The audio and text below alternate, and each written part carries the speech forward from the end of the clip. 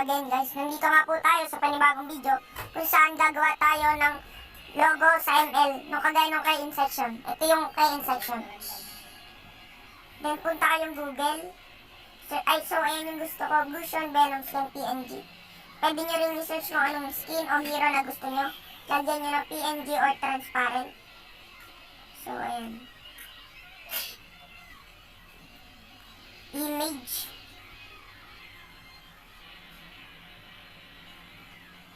Wallpaper. Visit.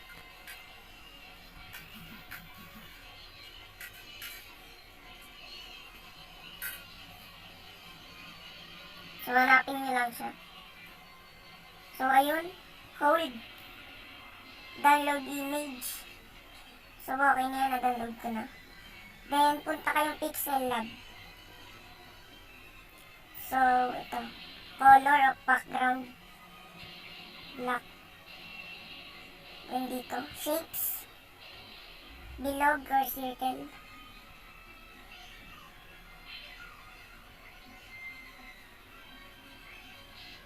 So ayan, gradient color plus. So ayan, pag gusto nyo ganong kulay, full nyo lang yan. So ayan, then yellow or dilaw. So, ayan. Then, yan nyo lang. So, medyo iba lang yung ginawa natin. Gaya kay Insection, no?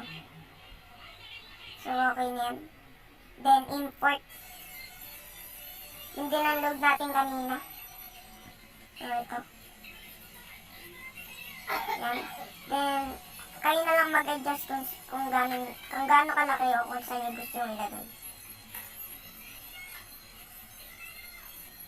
So, ayan. Medyo iikot natin siya ng konti. Yan. So, ayan. Then, palakihin lang natin. Adjust nyo lang yan. Then, okay na.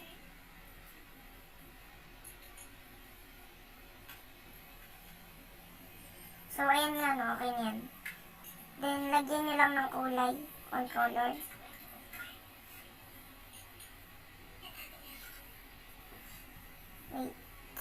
Color yan. Black. So, ayan na. Nagawa na natin siya. Then, save. Hindi. Kung gusto, lalagyan ko pa pala ng pangalan. Yan. So, follow nyo ako. Yung ID ko. 197-831-879.